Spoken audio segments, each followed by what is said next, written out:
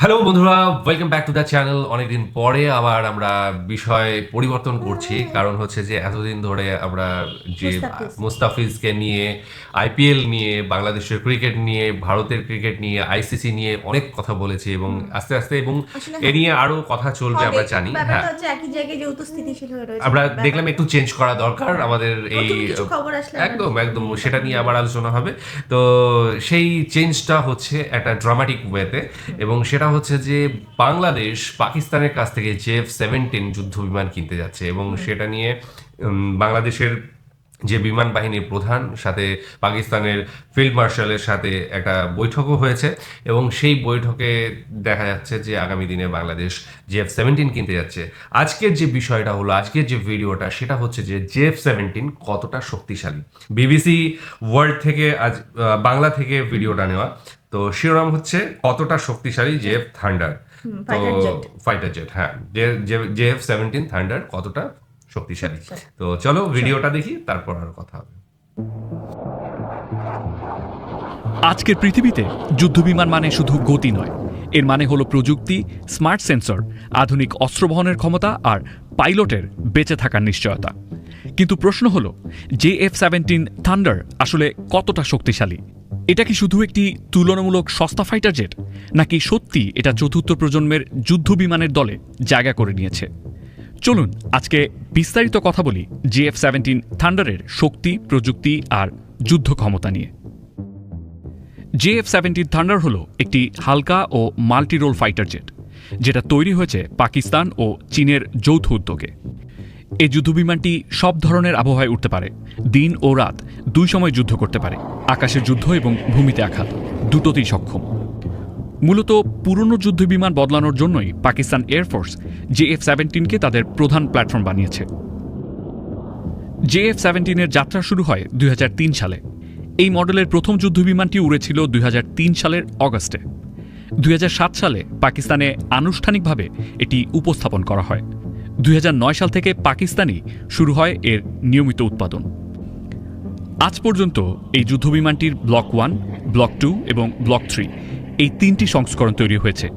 বর্তমানে Pakistan এয়ারফোর্সের 7টি squadron JF-17 ব্যবহার করছে। পাকিস্তান ও চীন যৌথভাবে কাজ করলেও এই বিমানটি তৈরির 58% কাজ পাকিস্তান নিজেই করে, যা অনেকের মতে পাকিস্তানের একটি বড় প্রযুক্তিগত অর্জন। JF-17 আকারে ছোট হলেও ডিজাইনের দিক থেকে একে স্মার্ট বলেই ধরা হয়। এর কিছু গুরুত্বপূর্ণ বৈশিষ্ট্য হল এর বিশেষ বাম্প ইনটেক এয়ার সিস্টেম, যা ইঞ্জিনের পারফরমেন্স বাড়ায়। JF-17 থান্ডার যুদ্ধবিমানটিতে লিডিং এজ ম্যানোভারিং ফ্ল্যাপ বা লেম্পস এবং ট্রেইলিং এজ ফ্ল্যাপ ব্যবহার করা হয়েছে, যা স্বয়ংক্রিয়ভাবে সমন্বয় হয়ে যুদ্ধের সময় বিমানটির দ্রুত উপরে ওঠা বা লিফট এবং দ্রুত ঘোরার সক্ষমতা বাড়ায়। এক কথায় এই ডিজাইন JF-17কে মাঝারি ও নিচু উচ্চতায় খুব দ্রুত ঘুরতে সাহায্য করে। এবার আসি সংখ্যায়। স্পেসিফিকেশন অনুযায়ী JF-17 এর সর্বোচ্চ গতি মক 1.6, অর্থাৎ প্রায় 1900 কিলোমিটার প্রতি ঘন্টা। এটি সর্বোচ্চ 55,500 ফুট উচ্চতায় উঠতে পারে। একবার জ্বালানি ভরে প্রায় 1880 নটিক্যাল মাইল উঠতে পারে। JF-17 এর ককপিট পুরোপুরি ডিজিটাল গ্লাস ককপিট। এর আছে hands on throttle and stick বা হোটাস কন্ট্রোল, যা পাইলটের কাজকে সহজ করে দেয়। নাইট ভিশন গগল সাপোর্ট ও বড় ক্যানোপি, যা পাইলটকে চারপাশের পরিষ্কার দৃশ্য দেয়। এবং এতে আছে মার্টিন বেকারের আধুনিক ইজেকশন সিট, যা জরুরি মুহূর্তে পাইলটের জীবন বাঁচাতে পারে।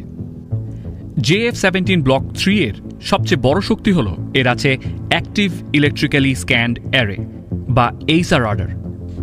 এই রাডার একসাথে একাধিক লক্ষ্য শনাক্ত করতে পারে, ইলেকট্রনিক জ্যামিংয়ের মাঝেও কাজ করতে পারে, যা দূরপাল্লার আকাশযুদ্ধে বড় সুবিধা দেয়। এর সাথে আরও আছে dual mission computer, tactical data link, helmet mounted display এবং স্বয়ংক্রিয় সেলফ প্রোটেকশন জ্যামিং সিস্টেম। মানে এটা শুধু উড়ে না, ভাবতে পারে, হিসাব করতে পারে, সিদ্ধান্ত নিতে পারে, যা চতুর্থ প্রজন্মের অন্যান্য ফাইটার জেটগুলোর সাথে যুদ্ধে একে তাল মিলিয়ে লড়তে সাহায্য করে। JF-17 আছে মোট 8টি অস্ত্র বহন করার পয়েন্ট, এবং এটি সর্বোচ্চ 3400 কেজি অস্ত্র নিতে পারে। JF-17 যেসব অস্ত্র বহন করতে পারে তাদের মধ্যে রয়েছে বিয়ন্ড ভিজুয়াল রেঞ্জ মিসাইল, যা পাইলটের চোখে দেখা দূরত্বের বাইরে থেকে শত্রু বিমানকে লক্ষ্য করে আঘাত আনতে পারে, অর্থাৎ প্রায় 40 কিলোমিটার বা তার বেশি দূরত্ব থেকে। Infrared air to air missile, laser guided বোমা, অ্যান্টি রেডিয়েশন মিসাইল, রানওয়ে ধ্বংসকারী বোমা, স্ট্যান্ড অফ অস্ত্র অর্থাৎ ক্রুজ মিসাইল বা গ্লাইডেড বম, আর সাথে আছে 23 মিলিমিটার ডাবল ব্যারেল গান অর্থাৎ JF-17 থান্ডার। আকাশ, ভূমি আর সমুদ্র সব জায়গাতেই কাছে থেকে এবং দূরে থেকে আঘাত হানতে সক্ষম।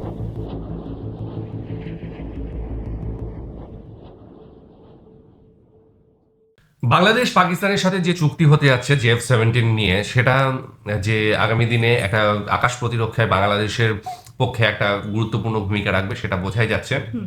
এবং আধুনিকায়ন যেটা বাংলাদেশের বিমান বাহিনীতে করার ইচ্ছে ছিল এতদিন ধরে, সেই সুযোগটা এসে গিয়েছে এবং সেটা পূরণ হওয়ার দিকেই এগোচ্ছে। JF-17 যেটা বলা হচ্ছে 4th জেনারেশনের ফাইটার, এবং আধুনিক যুগে এসে দাঁড়িয়ে 4th জেনারেশনের ওপরে যখন, মানে 4th জেনারেশন তো মিনিমাম চাই, না হলে তার ওপরে গেলে তো অবশ্যই ভালো। কারণ এখন ওই যে ম্যানুভার যেটা ওই যে কাটানো আমরা যেটা বলি, ড্রিবল যেটা ফুটবলে, সেই জিনিসটার গুরুত্ব আগেকার মতো, যখন সেকেন্ড ওয়ার্ল্ড ওয়ার ছিল তখনকার মতো এখন কিন্তু অত গুরুত্ব নেই। কারণ ডগ ফাইট এখন খুব একটা বেশি হয় না, কারণ দূর থেকেই যখন অ্যাটাক করা যায় এবং দূর থেকে শত্রুকে চিহ্নিত করা যায়, তার উপরে স্টেলথ জিনিসটা চলে এসেছে। এর ফলে কিন্তু ওই যে ডগ ফাইট ব্যাপারটা কিন্তু এখন আর সেইভাবে সামনাসামনি দেখা যায় না। হ্যাঁ, কিছু পুরনো যে সমস্ত ফাইটারগুলো রয়েছে সেইগুলো ডগ ফাইট এখনো করে, যদি দুই পক্ষেরই পুরনো বিমান থাকে তাহলে কিন্তু সেটা হয়। কিন্তু আধুনিক যে সমস্ত মানে জেন 5 বা 4th জেনারেশন যেগুলো হয় বা 5th জেনারেশনের যে সমস্ত ফাইটারগুলো রয়েছে, তো সেই ফাইটারগুলো কিন্তু আমার মনে হয় না যে ডগ ফাইটের ভীষণ প্রয়োজন রয়েছে। কারণ তারা এমনিই দেখা যায় না, এবং তার তো দূর থেকে লক্ষ্যবস্তু স্থির করতে পারে, অ্যাটাক করতে পারে, সমস্ত কিছু করতে পারে, তাদের বহন ক্ষমতা বেশি। ঠিক আছে, তো JF-17 এর ক্ষেত্রেও সেটা দেখলাম। অবশ্য স্টেলথ ক্যাপাবিলিটি কিন্তু এখনো নেই, কারণ হচ্ছে এটা 4th জেনারেশনের একটা ফাইটার, অবশ্যই স্টেলথ হবে, সেটা 4.5 এর ওপরে হতে পারে, 5 মোটামুটি 5 বললে হবে, তবে কিন্তু স্টেলথটা আসবে। তো সেই জায়গা থেকে টেকনোলজির দিক থেকে, হ্যাঁ টেকনোলজির দিক থেকে আধুনিক, কিন্তু অত্যাধুনিক এখনো পর্যন্ত নয়। এবং আগামী দিনে সেটা 5th জেনারেশন যখন হবে তখন সেটা কিন্তু আগামী দিনে আমরা দেখতে পাবো। 5th জেনারেশনের ফাইটার খুব একটা বেশি দেশের কাছে নেই, আমেরিকা, রাশিয়া, চীন, এই তিনটের জানা আছে, আর বাদ বাকি কোথাও আছে কিনা এখনো পর্যন্ত জানা নেই। ইউকে ওই মানে ইউএস এর যে সমস্ত ফাইটারগুলো F-35 এইটাই ইউজ করে যত সম্ভব ইউকে বা ইউরোপিয়ান যে সমস্ত কান্ট্রিগুলো। তবে এই মূলত তিনটে দেশ তৈরি করছে, আর এর চেয়ে বেশি কিছু তো এখনো আসেনি। তো আসলে অবশ্যই সেটা নিয়ে চিন্তা ভাবনা করতো। বাংলাদেশের বিমান বাহিনী যে উন্নতি করতে চাইছে এবং করছে, ইনভেস্টমেন্ট করছে, হ্যাঁ সেটা এই পজিশনে দাঁড়িয়ে এরকম একটা জেট যদি বাংলাদেশ কিনতে পারে, সেটা অবশ্যই বাংলাদেশের কাছে একটা অ্যাসেট হবে। কারণ যে ফিচার্সগুলো আমরা ভিডিওর মাধ্যমে জানতে পারলাম, তো সেগুলো এমন কিছু খারাপ না, যথেষ্ট ভালো, অবশ্যই। JF-17 অবশ্যই ভালো, চীনা প্রযুক্তির একটা ফাইটার, একদম একদম। তো সেই জায়গা থেকে অনেকদিন ধরে সার্ভিস দিচ্ছে এবং তৈরিও হচ্ছে, হালকা এবং অল্প উচ্চতাতেও বেশ ভালো মতো করে কি বলে সার্ভিসটা দিতে পারে। আর কত যেন 1900 কিলোমিটার এক ঘন্টায়, 1900 কিলোমিটার ঘন্টায় তার বেগ। তো ডিটেলসে অনেক কিছু ডিটেলস রয়েছে। ওই মোটামুটি ফাইটার, এই ধরনের ফাইটারগুলোর এই 200-100 কিলোমিটার এদিক ওদিক হয় যেটুকু দেখেছি। হ্যাঁ, 200-300 কিলোমিটার এদিক ওদিক হয়, কেউ কম কেউ বেশি, হাইটে কেউ কম কেউ বেশি, এইরকম থাকে। যাই হোক, মানে বাংলাদেশের জন্য ভীষণ গুরুত্বপূর্ণ একটা নিউজ, এবং বাংলাদেশের বিমান বাহিনীর জন্য একটা আপডেশন হবে, তো সেইটা অবশ্যই ভালোর দিকে। আর এই তো, বিশেষ কিছু আর নেই।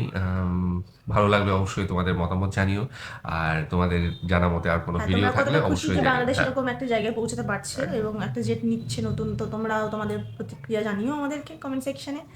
তো এই আর কি, চলো আজকের মতো এখানেই শেষ। আগামী দিন আবার আসছি অন্য কিছু নিয়ে, ততক্ষণের জন্য স্টে টিউনড।